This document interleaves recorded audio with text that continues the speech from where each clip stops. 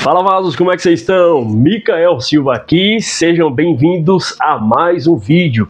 E se você tivesse acesso a um conhecimento que mostra como o diabo trabalha, o que você faria?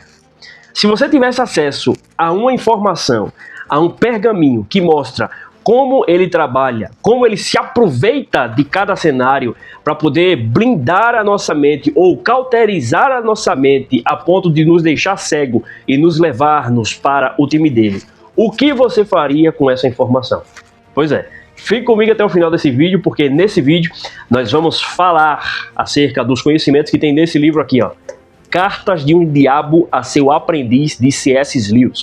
Nesse livro ele detalha como, na maioria das vezes, nós somos manipulados pela força do mal, por essa entidade chamada o próprio diabo, que está nas Sagradas Escrituras, e nós não percebemos. Isso gera em nós comportamento, gera em nós uma série de emoções, e nós ficamos presos dentro de tudo isso. E nesse livro, C.S. Lewis, ele acaba destrinchando, pelo menos a forma mais básica com que o inimigo das nossas almas ele trabalha, e nos faz abrir os nossos olhos para comportamento que, com certeza, um desses comportamentos que nós vamos citar ao longo desses vídeos que eu vou fazer acerca desse livro aqui, nós se enquadramos nisso aqui, ok? Então, antes de mais nada, se inscreva no nosso canal, deixe o seu like e venha junto comigo para mais essa reflexão.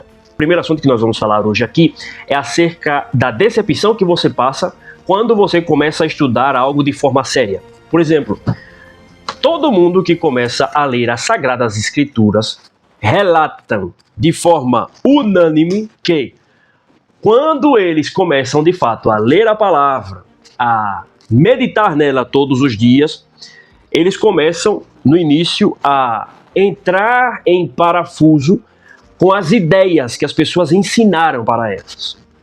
Como assim, Micael? Na maioria das vezes, a gente aprende o que está na Bíblia através de ouvir um pastor falando, ouvir um pregador, ouvindo alguém falando versículos isolados, às vezes nosso pai, nossa mãe.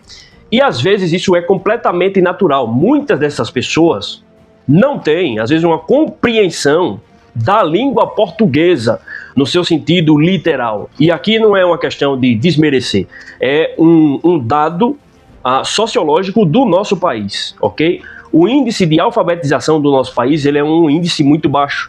Então, praticamente, mais da metade da população nossa, ela é analfabeta. E hoje, a nossa atual geração, por mais que ela saiba ler, e ela está lendo o tempo inteiro, mas ela é analfabeta funcional e não consegue interpretar o que um texto quer dizer. Inclusive, a média de QI do nosso país, ela está baixando a cada ano. Tem alguns estudos que mostram que tem algumas médias que chegam a 83. Ou seja, isso é um nível baixíssimo. Muito, mas muito baixo. A ponto de você ter uma série de comportamentos que te faz perder até a capacidade de pensar de forma lógica. Entende? Você foge da questão da lógica e aí você pode ser facilmente manipulado. Então o que acontece? Digamos que você começou a ler Bíblia hoje. E é completamente normal, todas as vezes que você começa a ler a Bíblia, você ser confrontado com aquilo que te ensinaram. E você começa a descobrir que existe uma profundidade muito maior e que muitas das vezes as pessoas se utilizam de versículos isolados para te ensinar uma verdade. Mas não significa que aquele versículo quer dizer isso. Então, à medida com que você vai se aprofundando dentro da leitura, dentro do estudo, você vai interpretando ou aprendendo a como interpretar o que aquele texto quer dizer. E muitas das vezes você vai ficando frustrado, porque você vê que em algumas situações, muitas pessoas te chantagearam, às vezes passaram a perna em você, por você não ter acesso àquele conhecimento. E isso se espelha para todas as áreas da nossa vida. Vai falar no quesito financeiro, no quesito emocional, aprender uma ciência nova, tudo. Você passa por isso, porque você vê que a falta de conhecimento te torna alguém vulnerável. E o que acontece? C.S. Lewis, nesse livro, ele fala que todos nós, quando começamos a aprender acerca de algo, nós passamos por esse deserto. Esse deserto onde nós estamos sendo confrontados, onde nós passamos por esse período de grande decepção, ou seja, um choque de realidade. Só que, quando você passa por esse deserto, por essa decepção, por esse choque de realidade tão profundo, Uma vez que você passou por ele, você fica muito mais difícil de ser ou de cair na tentação em determinada área que você buscou aquele conhecimento, porque agora você vai ter a expertise de saber identificar quando alguém, ou no caso do próprio diabo, está tentando te seduzir naquela área. Entendeu? E aqui ele vai dar um relato do próprio personagem que ele cria, uma espécie de um demônio, ele falando essa fala. Ele fala o seguinte: mas lembre-se que aí também mora o perigo. Uma vez que um ser humano tenha passado com sucesso por esse deserto inicial, tornam-se muito menos dependentes da emoção e assim muito mais difíceis de tentar. Por quê? Um dos pontos principais a qual nós pecamos, nós caímos o tempo inteiro e somos manipulados é no quesito de fazer você sempre sentir, ou seja, sentimentos, emoções.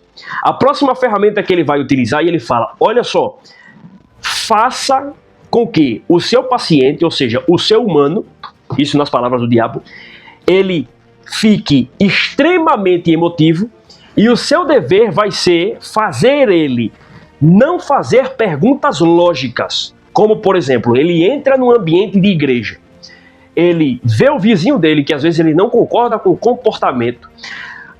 A função do diabo vai ser tirar da mente dele a seguinte pergunta: por que eu estou me escandalizando com o comportamento desse meu vizinho e julgando toda essa comunidade, julgando essa religião como falsa e hipócrita? Por que eu estou fazendo isso, sendo que eu também tenho pecado, tenho comportamentos equivocados, tenho pecados em ocultos, envergonho as pessoas que, se descobrirem meu pecado, com certeza não estariam ao meu lado? Por que eu vou julgar a religião dele como falsa, sendo que eu me julgo ser uma boa pessoa?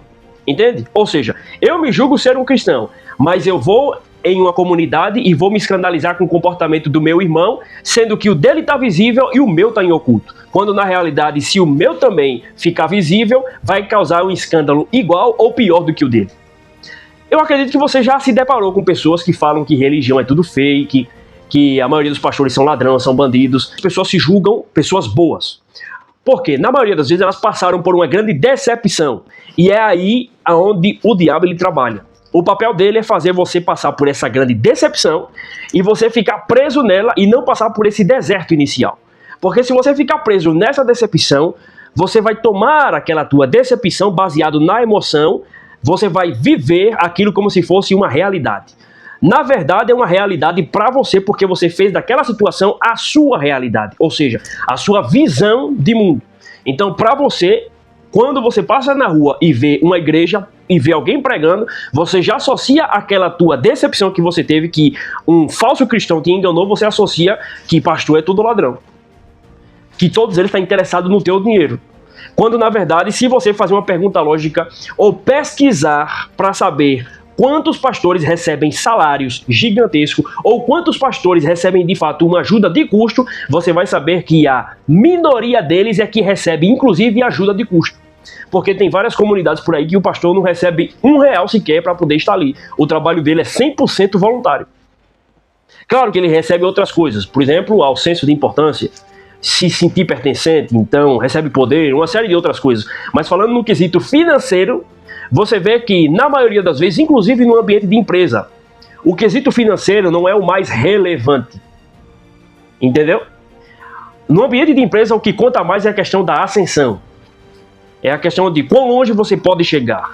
É como aquele ambiente te faz se sentir valorizado, pertencente e importante. Então, o papel do diabo é tirar da nossa cabeça perguntas básicas, perguntas lógicas, que vai fazer a gente sair da emoção e pensar de forma um pouco mais lógica. E saber perguntar-se para nós mesmos: será que faz sentido eu ficar revoltado com isso aqui, sendo que na realidade eu posso fazer pior se eu tiver acesso a essa mesma oportunidade que essa pessoa teve? Será que se eu chegasse ao posto dessa outra pessoa, eu faria diferente? Entendeu? O papel dele é cumprir aquele velho ditado que diz: o macaco só olha para o rabo do outro. Ou seja, é você terceirizar a sua responsabilidade. Você sempre ficar olhando para o que o outro faz de errado e não para o que você faz de errado. Por quê? Uma vez que você começa a olhar o que o outro faz de errado, você entra em êxtase, você é cegado para os teus defeitos e você passa a acreditar que você não erra ou que você não é tão mal quanto as pessoas dizem. E, portanto, elas estão sendo injustas com você, quando na realidade você fica cego, e isso é um comportamento humano, você fica cego a tal ponto que você não enxerga onde você tem que melhorar. O nosso cérebro ele cria um monte de narrativa, um viés de confirmação de que nós é que estamos sendo injustiçados, que as pessoas é que estão tramando contra nós.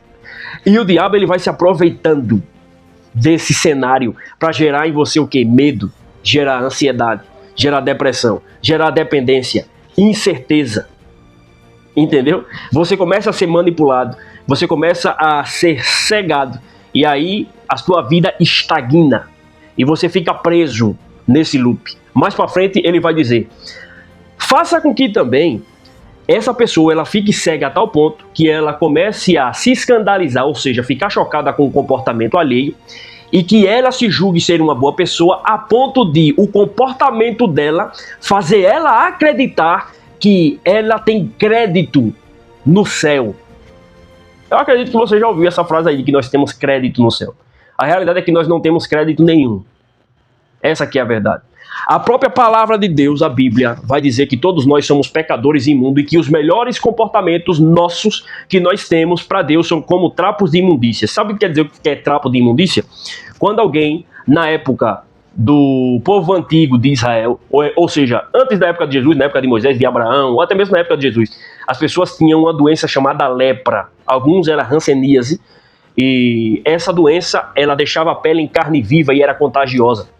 Para minimizar os efeitos colaterais, tanto de contágio, tanto também de proteção da pele, as pessoas passavam faixas na pele. Essa faixa, ela grudava na pele, quando saía toda aquela pereba, toda aquela imundícia naquela faixa.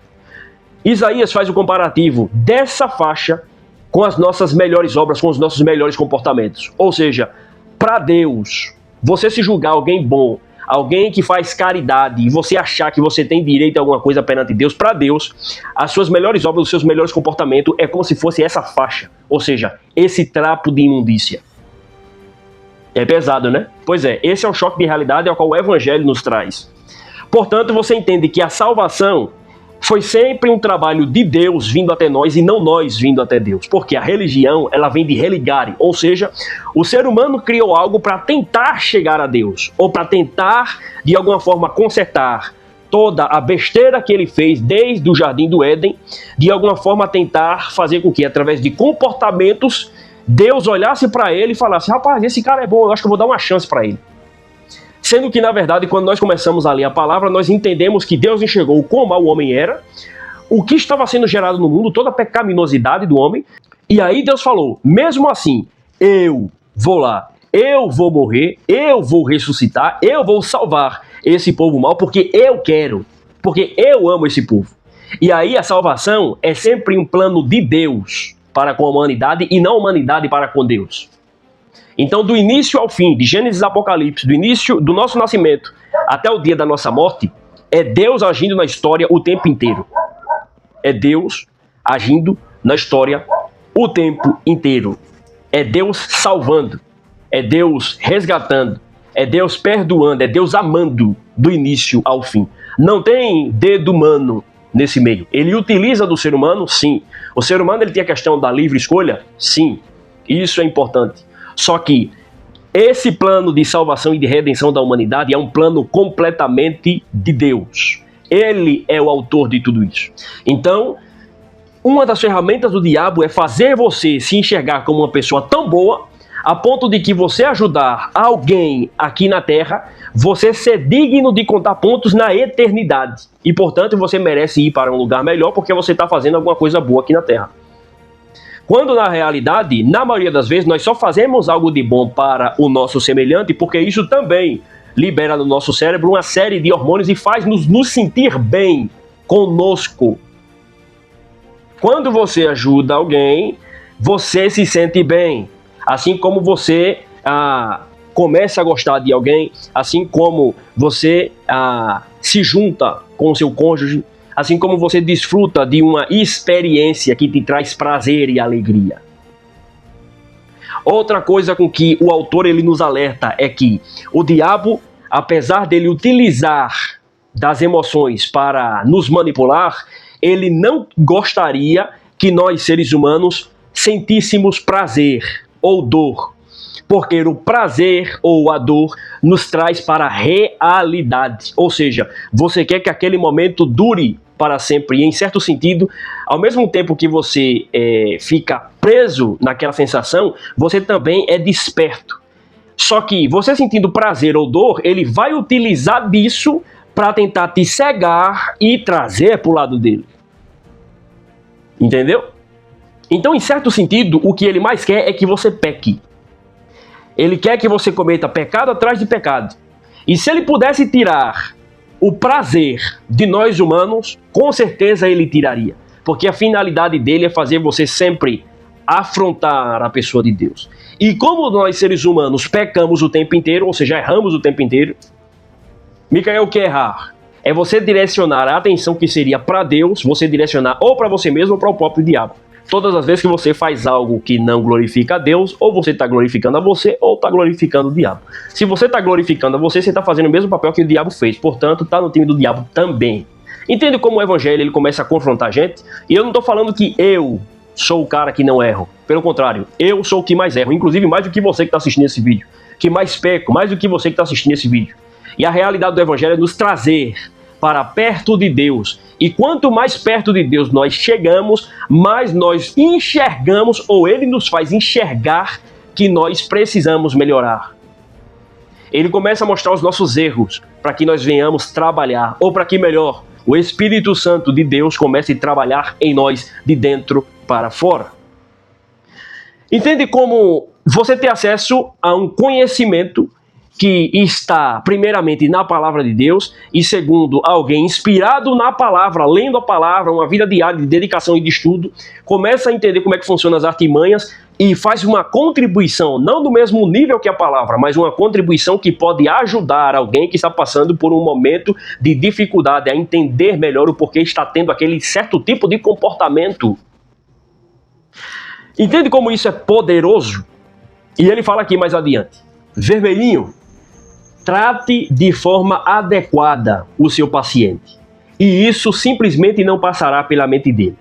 Ele ainda não conviveu o bastante com o inimigo, ou seja, aqui o diabo chamando Deus de inimigo, para ter qualquer humildade real. O que ele diz sobre a sua própria pecaminosidade, mesmo de joelhos no chão, é tudo conversa fiada. No fundo, ele ainda acredita que por ser um convertido, tem um crédito bastante favorável no balanço da contabilidade do inimigo e pensa que está mostrando grande humildade e condescendência em ir para a igreja com esses vizinhos vulgares e preguiçosos. Mantenha-o nesse estado de espírito o máximo tempo possível. Cara, isso aqui é surreal.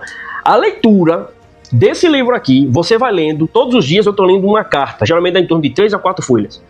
Vai abrindo a sua mente para tal ponto que até mesmo comportamentos de irritabilidade dentro de casa, ele vai nos alertando que pode ser um comportamento que está sendo gerado por forças do mal para que você seja instigado a se comportar dessa forma. Ou melhor, a sua natureza pecaminosa está aflorando e você não está percebendo o mal que está gerando dentro do teu ambiente. Por mais que você ache que é algo inocente. Inclusive, um dos propósitos deles é transformar algo que parece inofensivo em algo completamente ofensivo para a pessoa de Deus. Cara, é cabuloso. Esse livro aqui mudou literalmente o panorama, a minha visão acerca de como é que o diabo ele trabalha nos cenários. Mais para frente, ele vai dizer que até mesmo a sua escolha de casamento, ele pode te induzir a escolher uma pessoa que vai te prejudicar espiritualmente para que você case com ela. É cabuloso. Cabuloso. Então, eu estou fazendo a série desses vídeos aqui, mostrando a minha compreensão acerca da leitura desse livro, Cartas de um Diabo a Seu Aprendiz, e quero que você acompanhe essa nossa série de vídeos aqui e comenta aqui embaixo o que você achou desses esclarecimentos, e eu vou sempre estar trazendo até o final desse livro aqui. Eu estou na metade dele já, e com certeza daqui a algumas semanas já vou concluí-lo e terminar de fazer todo o mapeamento dele. Muito obrigado por você ter assistido até aqui, se inscreva no nosso canal, deixa o seu like e venha junto comigo para o próximo vídeo. Tamo junto, vasos!